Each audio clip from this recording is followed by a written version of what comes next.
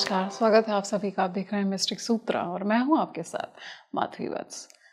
सावन का महीना चल रहा है। कई ऐसे आप में से भक्त होंगे जिन्होंने 16 सोमवार के व्रत भी रखे होंगे और सभी महादेव को प्रसन्न करना चाहते हैं।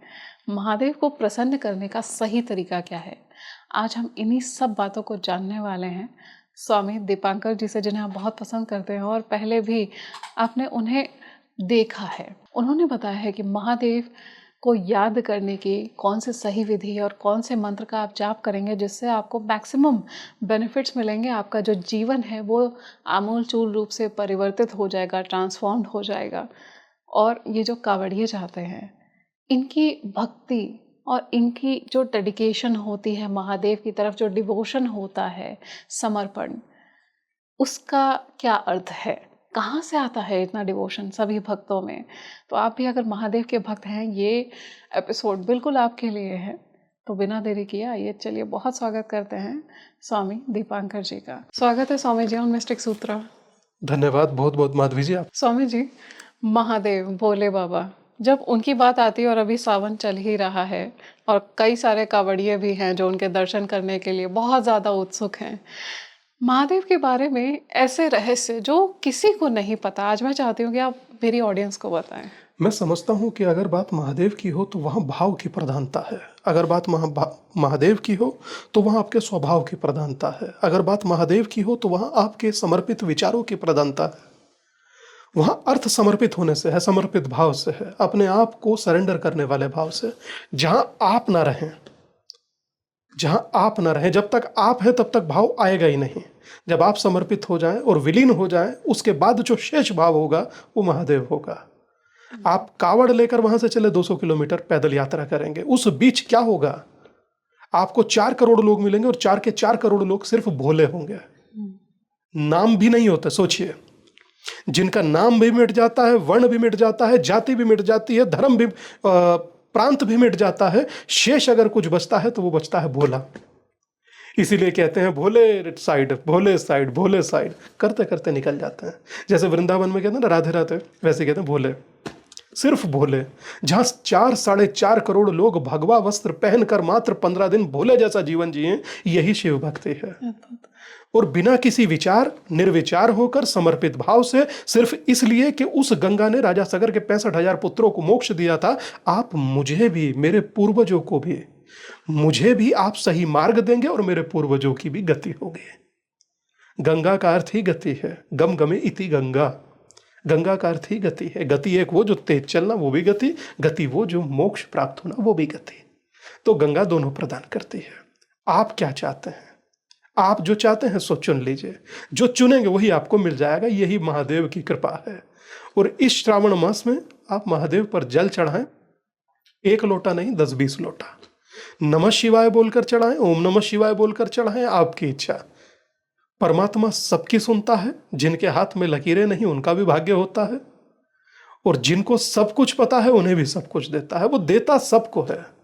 पिछली पंक्ति में बैठा हुआ व्यक्ति भी उतना ही फल का हकदार है जितना प्रथम में बैठा हुआ। बस यही कि भाव समर्पित होने का होना चाहिए। लोगों के भाव नहीं होते, शरीर झुकते हैं, आत्माएं नहीं झुकती। इसीलिए चीजें विलंब से होती हैं। जिस दिन आत्माएं झुकने लगें, दंडवत होकर प्रणाम करने लगें, उस दिन चीजें खट्ट से बदल जाती हैं।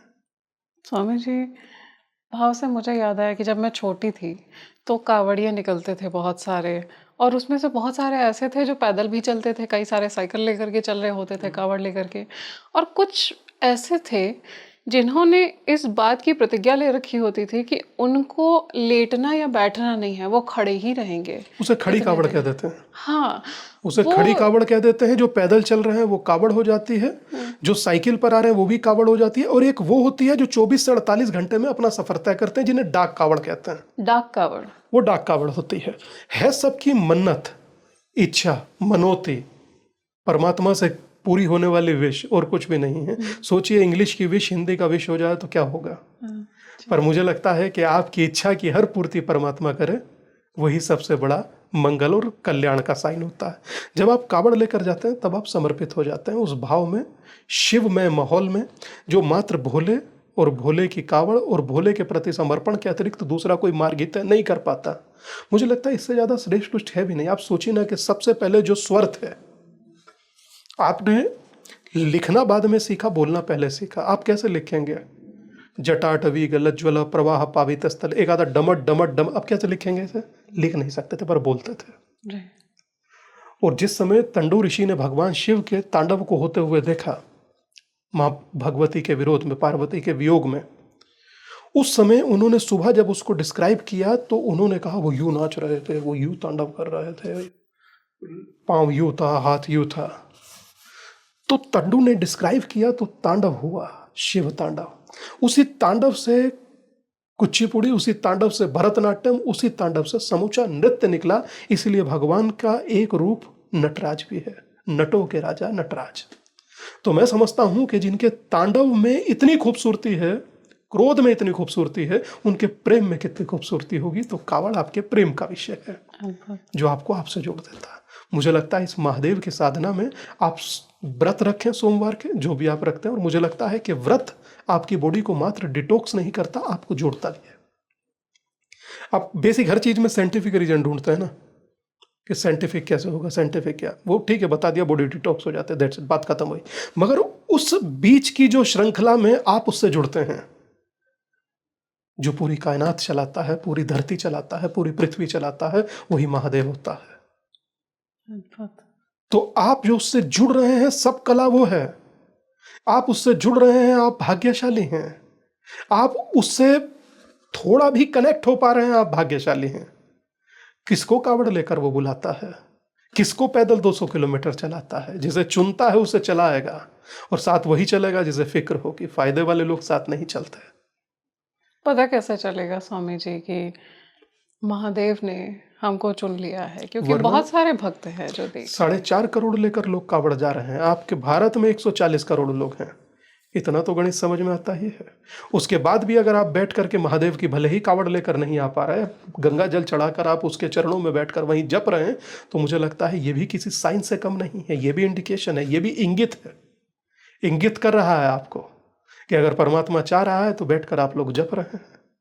वरना बिना उसके आप जप कैसे सकते हैं? आप उंगली नहीं चला सकते, माला तो छोड़िए, हाथ नहीं उठेगा। तो इसीलिए मुझे लगता है कि अगर वो चाहता है वो कराता है।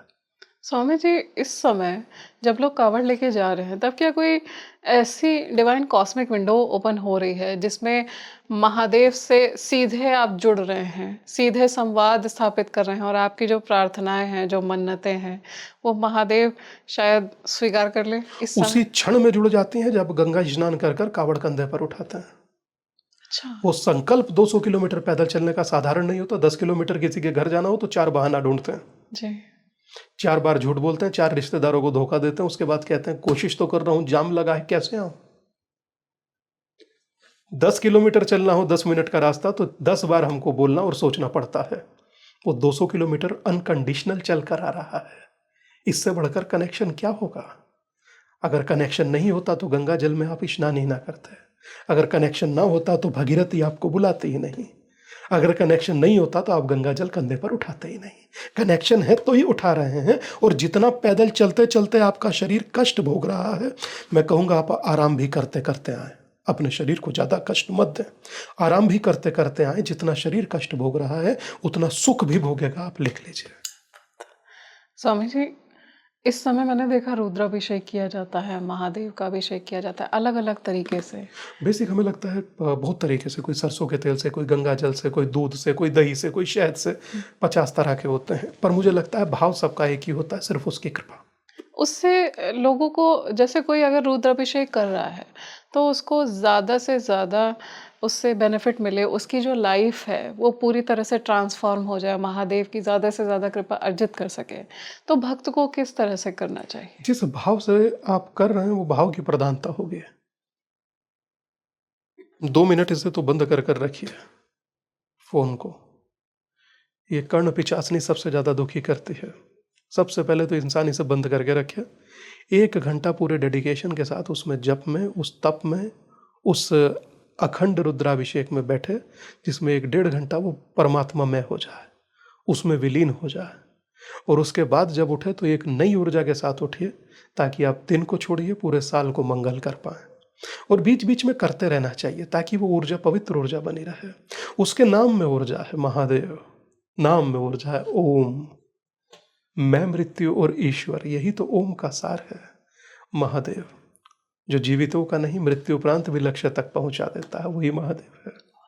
तो मैं समझता हूं कि जब आप रुद्राभिषेक करें, पूरे भाव से करें। जब पूरे भाव से करेंगे तो निसंदेह आपके जीवन में आने वाले लोगों का स्वभाव आपके प्रति सकारात्मक कर देगा। वो परमात्मा है, वो सब करता है। स्वामी जी, इस समय क्या कोई खास मंत्र है जिसका उच्चारण करना चाहिए या किसी स्रोत का पाठ करना चाहिए देखिए, भक्तों को? श्रावण मास चल रहा है तो मैं कहूँगा कि ओम नमः शिवाय जो आपको जपना है वो जपिए, जो आपका गुरु मंत्र है वो जपिए। और अगर जो कोई ना गुरु है ना कोई मंत्र है, तो जो मंत्र मन में आ रहा है, ओम नमः शिवाय, महाकाल, जय महादेव, आप जो जपेंगे सब उसी का नाम है। कोई उसके लिए कोई रॉकेट साइंस नहीं है, कोई उसके लिए कोई बहुत बड़ी, मुझे लगता है, विधि विधान की जरूरत नहीं। जिस मुद्रा में बैठे हैं उसी मुद्रा में जपिए। ट्रेन में, प्लेन में, कार में, ट्रेन में, जहां बैठे हैं वहीं जपिए। क्या मंत्र जाप, जैसे आपने ओम नमः शिवाय बोला, ये पंचाक्षरी मंत्र है, इसको जो स्त्रियां होती हैं जब वो रजस्वला होती हैं, मेंस्ट्रुअल साइकिल में होती हैं, तभी कर सकती हैं? देखिए, मैं समझता हूँ, हालांकि बहुत सारे लोग कहते हैं उस समय में नहीं करना चाहिए, मगर मुझे लगता है नहीं छोड़ना चाहिए, जपना चाहिए। अच्छा, करना चाहिए। हर भाव में करिए, कितनी हर बार भाव, जाप करना चाहिए स्वामी जी? जितना कर पाए। जो बेहिसाब देता उसका हिसाब क्या रखूं। अद्भुत। एक था कि यही कहकर तोड़ दी माला उसने, कि जो बेहिसाब दे उसका हिसाब क्या रखूं। वाह। तो मुझे लगता है कि बेहिसाब वो दे रहा है। वो नहीं पूछता कि आपको कपड़ा कितना चाहिए या कार कितना चाहिए या पैसा कितना चाहिए, तो फिर वो नहीं पूछ रहा तो मैं क्यों पूछूं। जितना हो सकेगा जपूंगा, जब तक ताकत है तब तक जपूंगा, जितनी सांस है तब तक जपूंगा, बाकी वो जाने, उसका काम जाने। शिव साध्य है, मैं साधन। वो जो चाहे कराएगा, मैं नाचूंगा। मेरा कर्तव्य है उसके करे का पालन करना, पूरी तल्लीनता, पूरी कॉन्शियसनेस के साथ। यही मेरा धर्म है, यही सनातन। बहुत सारी बच्चियां हैं स्वामी जी जो चाहती हैं कि 16 सोमवार के व्रत रखती हैं, चाहती हैं कि उन्हें एक अच्छा वर मिल जाए, एक अच्छा पति मिल जाए, या अगर कोई पसंद है तो उससे शादी हो जाए। और बहुत सारी स्त्रियां हैं जो चाहती हैं उनका वैवाहिक जीवन सुखी हो जाए। तो इन्हें क्या करना चाहिए? बस मैं एक बात छोटी सी कहूँगा, ये मेरा विषय नहीं ये कोई ब्राह्मण देवता आएंगे या पृष्ठ आएंगे, आप उनसे ये प्रश्न कीजिएगा। पर मेरा विचार यही है, श्रावण में चूकिए मत, बहुत अच्छे से जप कीजिए, पूरी तल्लीनता के साथ, अपने आप को पूरी समग्रता के साथ उसमें झोंक दीजिए।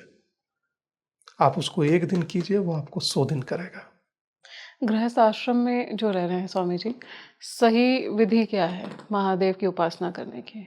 कुछ नहीं, रुद्राक्ष की माला हो तो रुद्राक्ष की माला पर, वरना अंगूठे को इस उंगली पर रखकर जपना शुरू कीजिए, दैट्स इट।